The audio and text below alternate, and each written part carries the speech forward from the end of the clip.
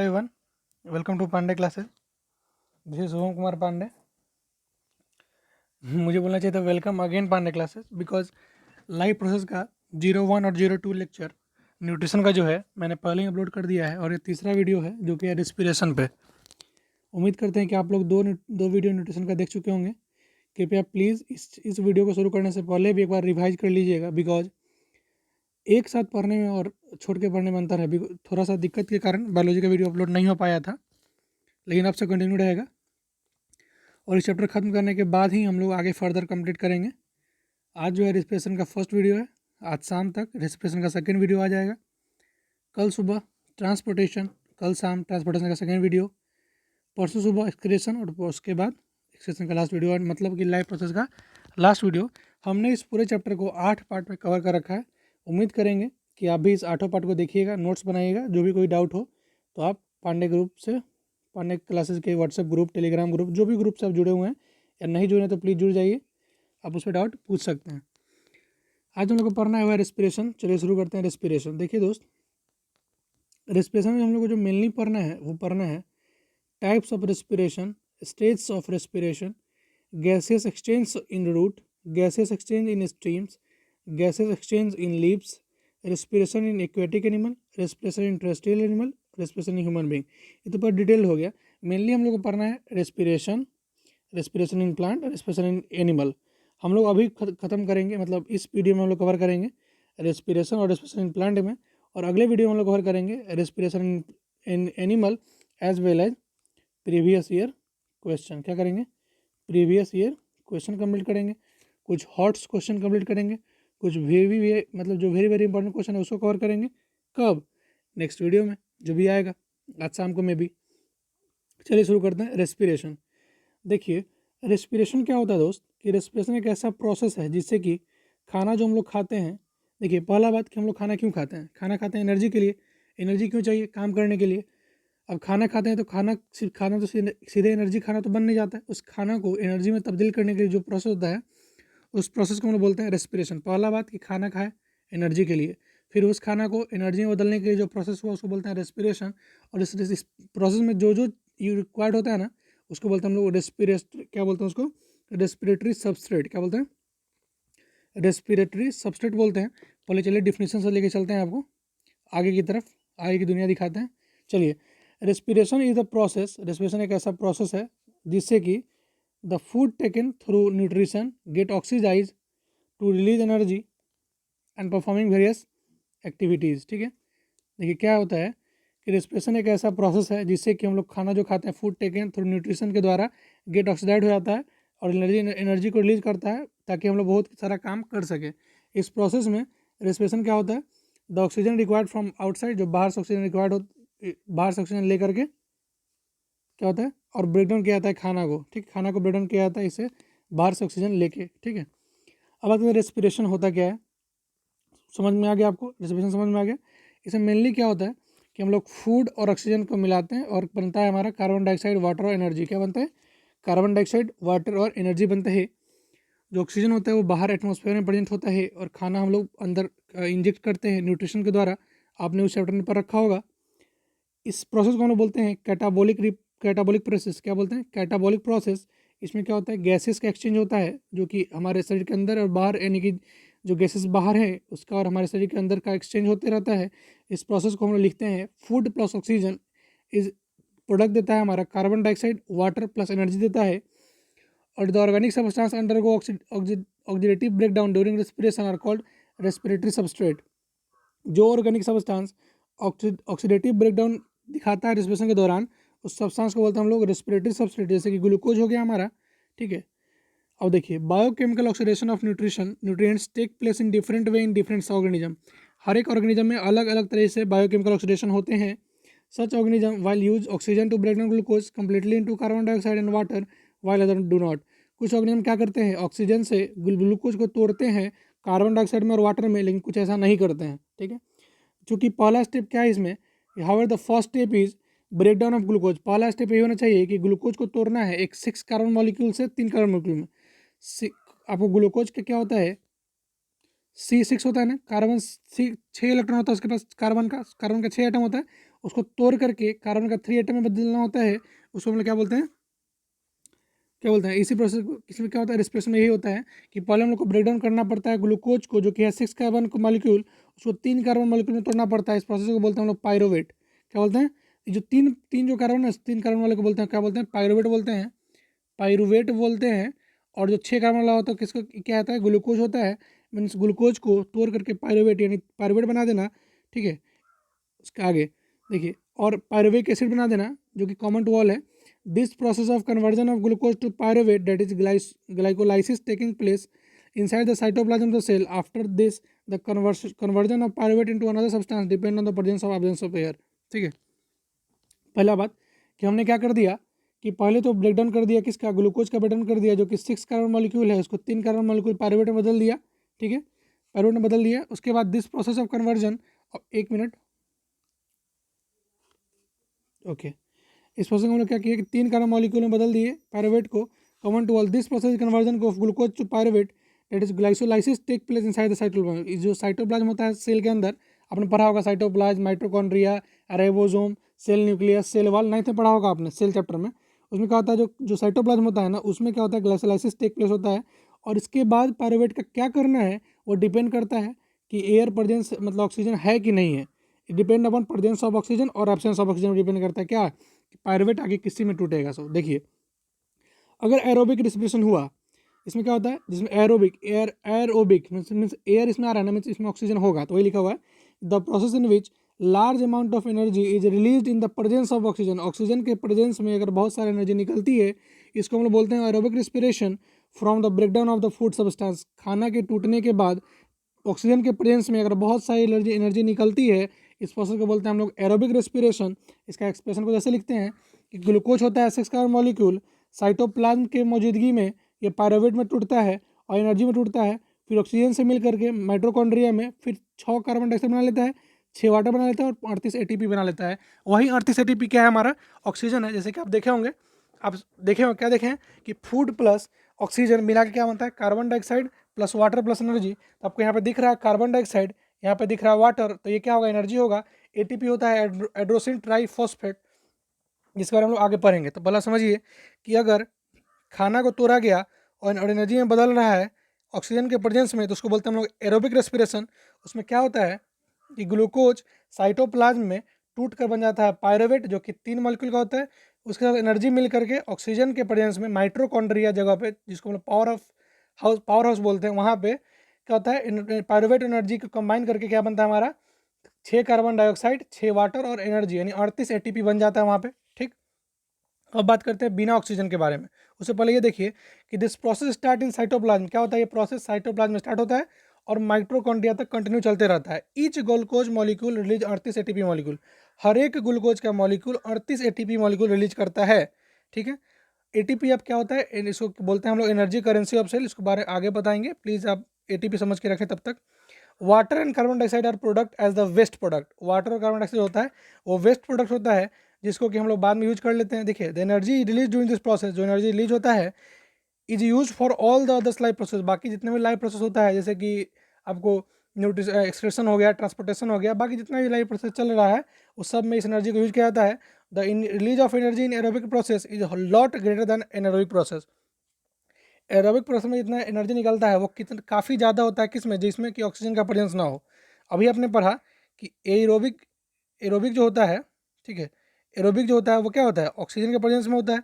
लेकिन अगर ये रहे एन एरोबिक मतलब कि बिना ऑक्सीजन का, उसको बोलते हैं एनारोबिक रिस्पिरेशन। तो एरोबिक में जो एनर्जी निकलता है वो एनारोबिक से कम होता है, यानी कि ऑक्सीजन के प्रेजेंस में जो एनर्जी निकलता है वो एनर्जी क्या होता है, ऑक्सीजन के बिना बहुत कम होता है। उसी के बारे में हम लोग पढ़ेंगे। देखिए अब एनारोबिक रेस्पिरेशन के बारे में देखिए, the respiratory process in which A small amount of energy is release in the absence of oxygen from breakdown of substance. ठीक है, देखिए मतलब कि खाना को तोड़ने के समय खाना जो टूटता है अगर वो एनर्जी में बदल रहा है बिना ऑक्सीजन के प्रेजेंस में, इसको बोलते हैं हम लोग एनारोबिक रेस्पिरेशन। समझ में आ गया, ऑक्सीजन के प्रेजेंस में रहता है तो उसको क्या बोलते हैं एरोबिक रेस्पिरेशन, और बिना ऑक्सीजन के प्रेजेंस में जो रहता है उसको बोलते हैं हम लोग एनएरोबिक रेस्पिरेशन बोलते हैं। समझ में आया, देखिए it take place in yeast bacteria and human muscle. आदमी के मसल्स में, ईस्ट में और बैक्टीरिया में पाया जाता है। ईस्ट में तो होता है खमीर, आप समझ रहे होंगे ईस्ट का फर्मेंटेशन आपने 9th में पढ़ा है जब ब्रेड मोल्ड पे होता है। ठीक है, देखिए, muscle cell become temporarily anaerobic when there is lack of enough oxygen. अगर ऑक्सीजन का कमी हो जाता है तो मसल का जो सेल होता है वो टेम्पोरली क्या काम कैसा वर्क करता है, एनारोबिक की तरह वर्क करता है। देखिए, the anaerobic respiration produce only 2 ATP. यार समझ रहे हैं, कहाँ वो 38 एटीपी दे रहा था, कहाँ ये 2 एटीपी दे रहा है। Molecules for each glucose molecule and carbon dioxide leave during this process. उसमें क्या था, 38 क्या दे रहा था, उसमें 38 एटीपी दे रहा था। क्या दे रहा था हमको, 38 एटीपी दे रहा था, ठीक है। और यहाँ पे क्या दे रहा है, ओनली 2। वहाँ पे क्या दे रहा था वो 38। Oh my God, why my pen is not working. 38 ATP दे रहा था और यहाँ पे क्या दे रहा है, ये 2 दे रहा है। So sad. Okay, let me continue with my finger. ठीक है, 38 दे रहा था ये, और ये कितना दे रहा है, 2 दे रहा है। समझ में आ रहा है। तो आप समझ रहे हैं कि क्या ये एरोबिक कितना ज़्यादा देता है, किससे, एनएरोबिक से। कोई दिक्कत नहीं ना। देखिए, it is termed as fermentation in microorganism and in the as of following type of the basic of product form. देखिए, माइक्रोनिज्म में इसको बुलाता है फर्मेंटेशन। अगर माइक्रो ऑर्गेनिज्म है तो इस प्रोसेस को बोलते हैं हम लोग फर्मेंटेशन बोलते हैं। आपने पढ़ा भी होगा फर्मेंटेशन, ब्रेड्स फर्मेंटेशन पढ़े हैं ना, ईस्ट फर्मेंटेशन। पहला देखिए कैसा होता है, पहला होता है अल्कोहलिक फर्मेंटेशन, दूसरा होता है लैक्टिक एसिड फर्मेंटेशन। तो पहले हम लोग बात करते हैं अल्कोहलिक फर्मेंटेशन में। इसमें क्या होता है, देखिए, the incomplete breakdown of sugar into ethanol and carbon dioxide to release energy. This process occur mainly in yeast which is used in producing beer, wine, toddy, cheese, etc. by brewing. It can be summarized as glucose in cytoplasm, pyruvate plus energy, and absence of air, 2 ethanol, 2 carbon dioxide, 2 ATP। देखिए इसमें क्या होता है, उस समय का आपको याद है इक्वेशन, उस समय क्या था, ग्लूकोज से साइटोप्लाज्म में जा रहा था, वहाँ से आपको पायरुवेट और एनर्जी बन रहा था। फिर in the presence of oxygen in mitochondria फिर बन रहा था आपका 6 कार्बन डाइऑक्साइड, 6 वाटर और 38 ATP। लेकिन यहाँ पे क्या होता है, एक इनकम्प्लीट ब्रेकडाउन होता है, चीनी का इथेनॉल में बदल जाता है और कार्बन डाइऑक्साइड में बदल जाता है और एनर्जी को रिलीज करता है। किसमें, शुगर क्या करता है, मतलब ग्लूकोज जो होता है शुगर के फॉर्म में आता है, और शुगर को क्या होता है, टूट के क्या होता है, इथेनॉल में, कार्बन डाइऑक्साइड में और एनर्जी में बदल जाता है। इस एनर्जी में 2 ही एटीपी रहता है, उसमें 38 था। इस प्रोसेस में क्या होता है, ये मेनली ईस्ट में मौजूद पाया जाता है, जो कि बियर बनाने में, शराब बनाने में, पनीर बनाने में, इस सब में यूज किया जाता है बाई ब्रेविंग, यानी कि फर्मेंट करके। इट कैन बी समराइज, ऐसे समझ किया गया है कि ग्लूकोज क्या होता है, साइटोप्लाज्म के मौजूदगी में 3 पायरुवेट में बदल जाता है, एनर्जी के बदल जाता है। फिर ईस्ट में बिना किसी ऑक्सीजन के इथेनॉल, कार्बन डाइऑक्साइड और एटीपी बदल जाता है, 2 इथेनॉल, 2 2 कार्बन डाइऑक्साइड और 2 एटीपी। अब आगे चलेंगे, आगे पढ़ेंगे 12th 11th में। इथेनॉल क्या होता है, आपको होता है C2H5OH। क्या होता है, ये होता है आपका इथेनॉल होता है, C2H5OH। ये हमारा क्या होता है, इथेनॉल होता है, इसमें बन जाता है, यानी कि 2C2H5OH बनता है और 2CO2 बनता है और हमारा 2 ATP बनता है, यानी कि ATP क्या होता है, एनर्जी होता है। ठीक, अब बात करते हैं हम लैक्टिक एसिड फर्मेंटेशन। आपने समझ रखा है अल्कोहलिक फर्मेंटेशन, अब बात करते हैं हम लोग लैक्टिक एसिड फर्मेंटेशन का। इसमें क्या होता है, देखिए, इस प्रोसेस में कंप्लीट ब्रेकडाउन होता है चीनी का इनटू लैक्टिक एसिड। उसमें क्या होता है, शुगर बन रहा था, ग्लूकोज बन रहा था, किसमें, आपको पायरुवेट में बदल रहा था, वहाँ पे कार्बन डाइऑक्साइड बदल रहा था। फिर जब आप देखें हम लोग अल्कोहलिक फर्मेंटेशन में तो क्या हो गया, ग्लूकोज पायरुवेट में बदल रहा था, फिर उसके बाद वो इथेनॉल में बदल रहा था। लेकिन जब लैक्टिक एसिड फर्मेंटेशन होता है, उसमें ग्लूकोज जो है पायरुवेट के बाद लैक्टिक एसिड में बदल जाता है। क्या बनता है, लैक्टिक एसिड में बदल जाता है। चूंकि नाम है लैक्टिक एसिड फर्मेंटेशन, तो ये लैक्टिक एसिड में बदल जाता है। इसमें क्या होता है, देखिए, कि the process of incomplete breakdown of sugar into lactic acid and energy in some bacteria, जैसे कि yogurt, making some bacteria cause milk to turn sour, this bacteria feed on sugar and break into the lactic acid. देखिए, lactic acid हमारे दूध में ही पाया जाता है, जैसे कि दही बनता है, समझ रहे हैं ना। ये क्या करता है, दूध को खट्टा कर देता है, बिकॉज इसमें योगर्ट होता है, ठीक है, योगर्ट बनता है।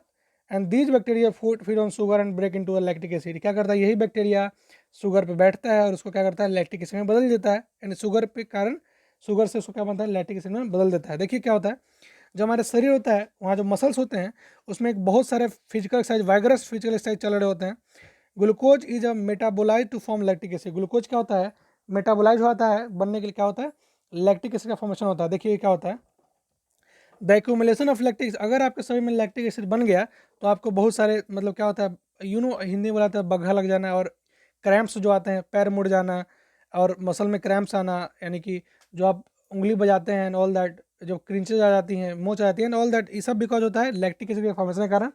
हमारे शरीर में जो लैक्टिक एसिड बन जाता है ग्लूकोज को पायरुवेट से टूटने के बाद, इसी लैक्टिक एसिड के कारण हमें क्रैम्प्स आती है, दौड़ते समय कभी होता है ना, अचानक पैर मुड़ गया या फिर बहुत जोर का नस दर्द करने लगा, नहीं लगता है कि पैर टूट जाएगा, इतना नस मुड़ने लगता है, and all that because of lactic acid formation. ये क्यों होता है? अगर आपके शरीर में ऑक्सीजन की कमी होगी, अगर आप अच्छा सांस नहीं ले पा रहे होंगे तभी आपको ऐसा कुछ होता है। अगर शरीर में पूरा ऑक्सीजन मिले तो आपको ये दुख दर्द परेशानी नहीं होगी। इसलिए थोड़ा सुबह में हवा लिया कीजिए, ठीक है।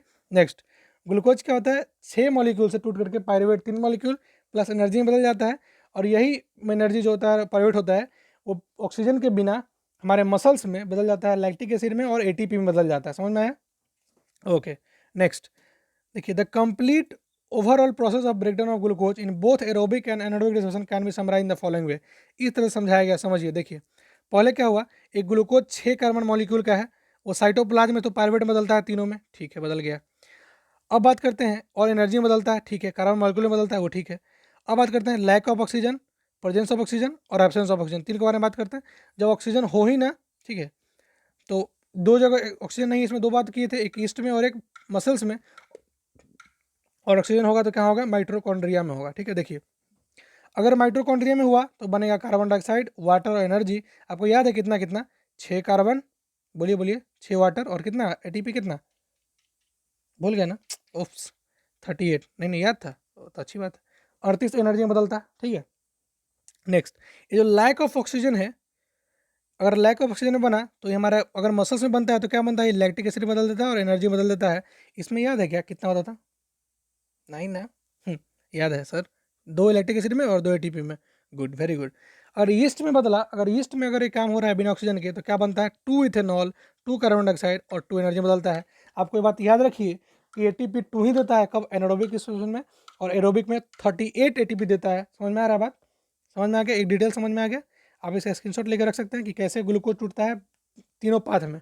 कब? ईस्ट में कैसे टूटता है, माइटोकॉन्ड्रिया में कैसे टूटता है, और मसल्स में कैसे टूटता है, एब्सेंस में कैसे टूटता है और प्रेजेंस में कैसे टूटता है। आप समझ में आ गया? अब नहीं दिक्कत होगा, क्योंकि बोले क्रैम्प आ रहा है तो समझा दीजिएगा ना कैसे क्रैम्प आता है। बिकॉज आपका क्या होता है, ऑक्सीजन की कमी है आपको, और ऑक्सीजन की कमी में ही रेस्पिरेशन आपका हो रहा था और ग्लूकोज टूट गया, एंड इस वजह से आपको क्रैम्प आ गई, ठीक है। अब बात करें, देखिए एरोबिक और एनारोबिक का एक डिफरेंस के बारे में बात करते हैं। देखिए, एरोबिक क्या होता है? Occurs in presence of oxygen, oxygen के प्रेजेंस में होता है और काफ़ी ज़्यादा एनर्जी रिलीज करता है। लेकिन एनारोबिक क्या होता है? बिना ऑक्सीजन के प्रेजेंस में होता है और कम एनर्जी रिलीज करता है।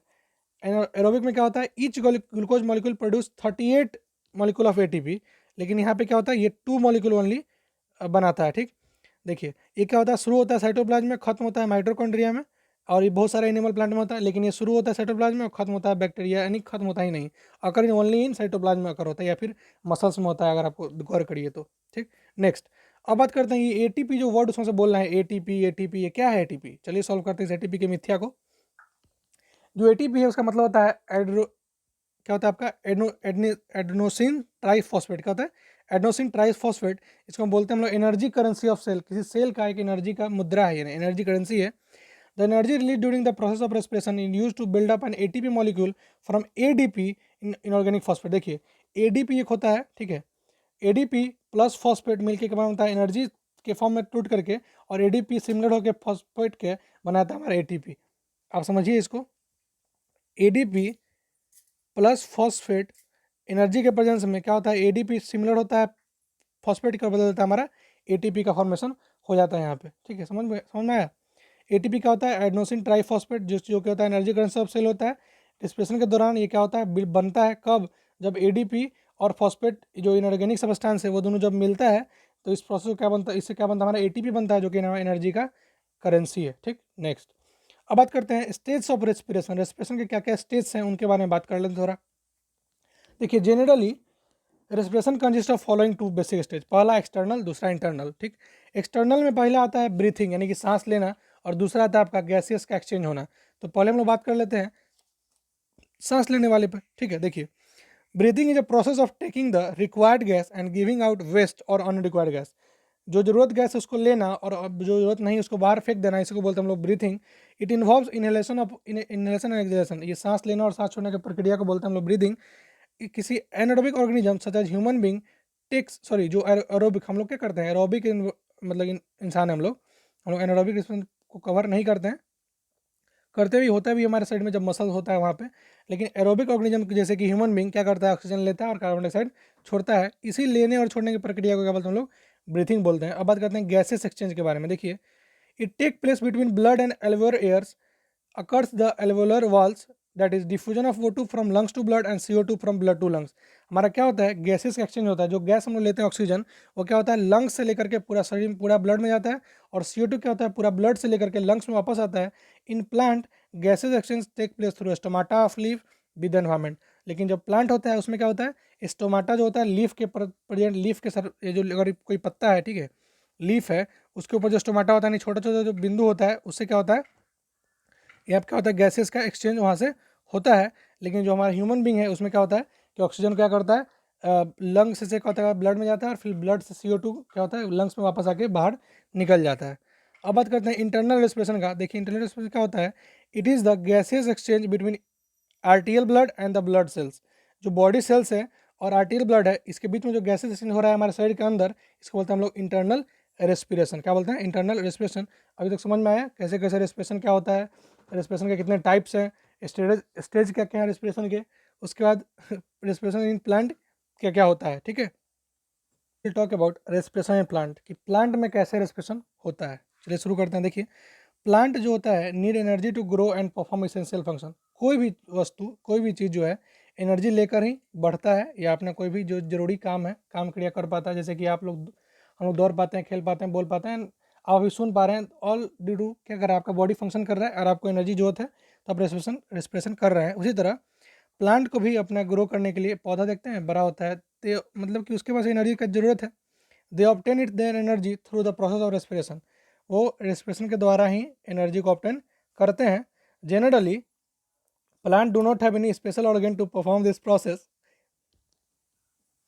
ओके, हम लोग जो पढ़ना था वो क्या था, रेस्पिरेशन प्लांट के बारे में। इसमें देखिए क्या होता है कि जो प्लांट एनर्जी लेता है ग्रो करने के लिए, और क्या करता है, जितना भी इसेंशियल वर्क है उसको करने के लिए, generally plant do not have any special organ to perform this process. किस प्रोसेस करने के लिए कोई, sorry for the disturbance guys, होता है थोड़ा कोई इश्यू आ जाती है घर पे, समझ रहे हैं आप लोग भी। जनरली प्लांट क्या करता है, एक स्पेशल ऑर्गन से क्या करता है, ये परफॉर्म ड्यूटी को परफॉर्म करता है। They exchange gases through the stomata and large intercellular spaces present through the plant body ensure that cell are in contact with air. देखिए, जो पेड़ के पत्ते होते हैं उसमें क्या होता है, स्टोमाटा होता है, मीन्स एक स्मॉल पोर्स होता है, यानी स्मॉल, यानी छोटा छोटा छेद होता है, इस थ्रू सांस लेते हैं। मतलब पेड़ भी क्या करता है, पेड़ पौधा भी क्या करता है, एनर्जी को, एयर को बाहर से गेन करता है और अंदर रेस्पिरेशन प्रोसेस को कंप्लीट करता है, ठीक है। जैसे कि root stems and leaves of plants are involve in this process. जड़ हो गया, तना हो गया, पत्ते हो गए, सभी प्लांट के इन्वॉल्व होते हैं रेस्पिरेशन के प्रोसेस में। And process of respiration seems to be rapid in meristematic tissue. जो आपने नाइन्थ में टिश्यू पढ़ा होगा, तो आपने पढ़ा होगा एपिकल, लेटरल, मेरिस्मेटिक, ये सब पढ़ा है ना आपने टिश्यू, अरे पढ़ा है ना यार, पढ़े होंगे, ठीक है। नहीं पढ़े तो आप अभी जाकर चेक करिए क्या होता है सो, या फिर मैं जब पढ़ा दूंगा टिश्यू चैप्टर 9th वाले को, तो आप उसमें देख लीजिएगा, ठीक है। While slowed in the mature region, जहाँ पे मैच्योर होता है ना पार्ट, वहाँ पे कुछ कम होता है, लेकिन जहाँ पे जो कि नया जन्मा हुआ पौधा रहता है, यानी जो नया कली रहता है, नया डाली रहता है, उसमें ज़्यादा ये सब हो पाता है। जहाँ पे काफ़ी हार्ड हो चुका है वहाँ पे बहुत रेयर केस में होता है, ठीक है। अब बात करते हैं गैसेस एक्सचेंज जड़ में, यानी कि गैस एक्सचेंज इन रूट्स के बारे में बात करते हैं। देखिए, the exchange of gases in roots of a plant take place by the process of diffusion from the air present in between the soil particle. जो कि एयर प्रेजेंट होता है सॉइल पार्टिकल के बीच में, यानी कि मिट्टी के बीच में जो हवा का स्रोत होता है, उससे क्या करता है, ये डिफ्यूजन के द्वारा जड़ से क्या करता है, ये खींच लेता है, ठीक है। क्या करता है, प्लांट का जो जड़ होता है वो मिट्टी में प्रेजेंट एयर को खींच करके डिफ्यूजन के प्रोसेस से और गैस का एक्सचेंज करता है। Oxygen diffuse into the root hair and pass into the root cell from where the carbon dioxide moves out into the soil. Root यानी कि जो जड़ होता है, उसके जो बाल होता है, यानी हेयर होता है, रूट हेयर, उससे क्या करता है, ये फिर रूट के सेल में जाता है, और उधर से CO2 क्या करता है, रिलीज कर दिया जाता है ग्राउंड में, ठीक है।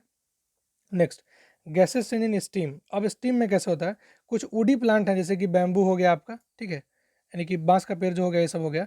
Gases exchange occur through the small pores in the steam called lenticel. Lenticel एक स्मॉल स्प्रिंग होता है, वहाँ से क्या करता है, गैसेज का एक्सचेंज होता है।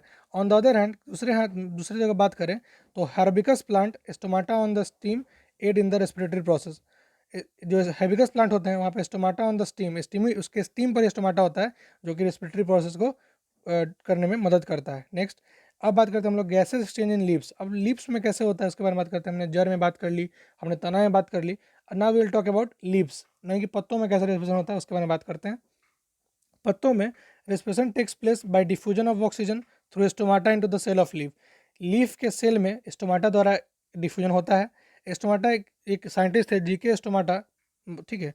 माउथ आर द, जो होता है ना, लीफ स्टोमाटा जो होता है, are the aerating pores present on the epidermis of the leaf. Leaf के ऊपर एक हवादार छिद्र होता है, इसको बोलते हैं stomata. Each stomata is bordered by a pair of kidney shaped guard cell bearing chloroplast in them. आपने जब गार्ड सेल पढ़ा होगा, 9th में ही पढ़ना था हम लोग को, सेल चैप्टर, उसमें पढ़ा होगा कि स्टोमाटा के बगल में 2 गार्ड सेल होते हैं, एक बीन के शेप का होता है। याद है कि नहीं? नहीं याद है तो प्लीज़ आप जाकर के 9th के बुक देखिए, और इधर वेट कीजिए जब हम टिश्यू चैप्टर पढ़ाएंगे तो आप समझ लीजिएगा वहाँ पे। नहीं तो फिलहाल आप वहाँ पे जाकर देख लें, आपको दिख जाएगा कि गार्ड सेल कैसे होता है। एक बीन शेप्ड का होता है, लेट मी शो यू। एक बीन शेप्ड का ऐसे होता है, ऐसा एक शेप करके होता है, यहाँ पे कुछ होता है जिसको हम लोग बोलते हैं गार्ड सेल। और ये डिसाइड करता है कि किसको अंदर आने देना है, किसको नहीं जाने देना है, ठीक है। इसे बोलते हैं गार्ड सेल, ठीक है, जो कि क्लोरोप्लास्ट को रोक करके रखता है, ठीक है। The direction of diffusion mainly depend upon the environmental condition and the requirement of plant.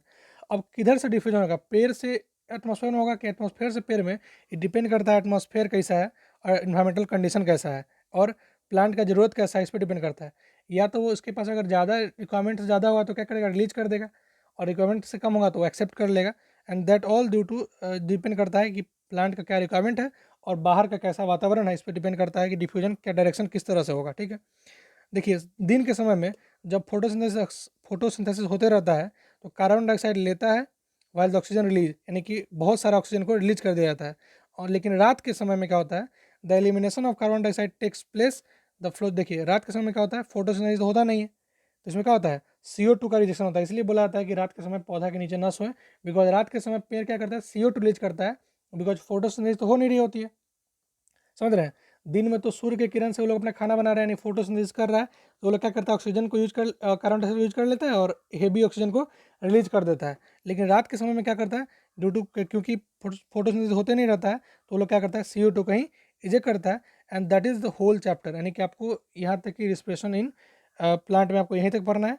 And that's all. यहाँ तक पढ़ने के बाद आज मे बी आज शाम में या फिर कल सुबह तक रेस्पिरेशन इन एनिमल के टॉपिक्स आएंगे, उसमें हम लोग बात करेंगे फर्दर टॉपिक के बारे में, ठीक है।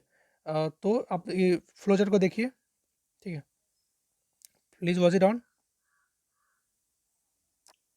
ओके, तो आपने चार्ट देख ली होंगी। इसका देखिए NCERT में हमने पेज नंबर 101, 102, 103 का एक्टिविटी 6.6 के ऊपर तक का सब कुछ कवर कर चुके हैं। और अगले वीडियो जो आएगी उसमें हम लोग जो भी हमारा पेज नंबर 104 और 5 होगा, यानी रिस्पिरेशन का लास्ट जो होगा हम लोग लास्ट वीडियो में कवर कर चुके होंगे। So it's time for homework guys. Okay, here is the homework. पहला कि रेस्पिरेटरी सबस्ट्रेट क्या होता है, इसका एग्जांपल दीजिए, जो कि ग्लूकोज था, आप तो आंसर बता दिए, गड़बड़ हो गया ना। अच्छा, एरोबिक रेस्पिरेशन कहाँ होता है, कितने ATP बनते हैं, दूसरा क्वेश्चन। तीसरा कि प्रोसेस जो इथेनॉल होता है, कार्बन डाइऑक्साइड बनता है, उस प्रोसेस का इंड प्रोडक्ट और क्या क्या है, इस प्रोसेस को क्या बोलते हैं, ये बताइएगा। After prolong exercise we want develop muscle cramps and fatigues of body. हम लोग को कभी कभी क्रैम्प्स हो जाते हैं जब ज़्यादा एक्सरसाइज करते हैं, क्यों होता है इसके बारे में लिखना है आपको। ATP का क्या फंक्शन है उसके बारे में लिखना है, और एनारोबिक रेस्पिरेशन क्यों होता है उसके बारे में लिखना है, ठीक है, कब होता है उसके बारे में लिखना है। फिर आपको क्वेश्चन में आ गया कि एक्सटर्नल इंटरनल रेस्पिरेशन क्या होता है, गैसेस का एक्सचेंज प्लांट में कैसे होता है, हेबिकस प्लांट जिनमें gases exchange through dash and woody plant में किससे थ्रू होता है। जो गैसेस एक्सचेंज होता है हेबिकस प्लांट में वो डैश के थ्रू होता है, और ओडी प्लांट में किसके थ्रू होता है उसके बारे में बताना है। 4 फैक्टर बताना है, कैसे कैसे, जो सॉरी फैक्टर्स बताना है, जैसे कि डिफ्यूजन होता है प्लांट में उसको बताना है, और क्या होता है डे टाइम और नाइट टाइम में CO2 और O2 के साथ, ये सब क्वेश्चन को बताना है। और यहाँ तक कि यही सब क्वेश्चन होगा, आप इस 11 क्वेश्चन को सॉल्व करिएगा और आपको यहाँ तक का सारा क्वेश्चन अगर आपको याद होगा, आप वीडियो देखिएगा तो आप 11 क्वेश्चन का आंसर फटाक से दे पाइएगा in all that. Okay, so if you have enjoyed the session, then it's time to say bye bye. Thank you so much. And for PDF you can subscribe to my channel and ask for a PDF, or either you can join our WhatsApp group. Okay, and if you haven't subscribed the channel, please subscribe it and please share among your friend also. Thank you so much.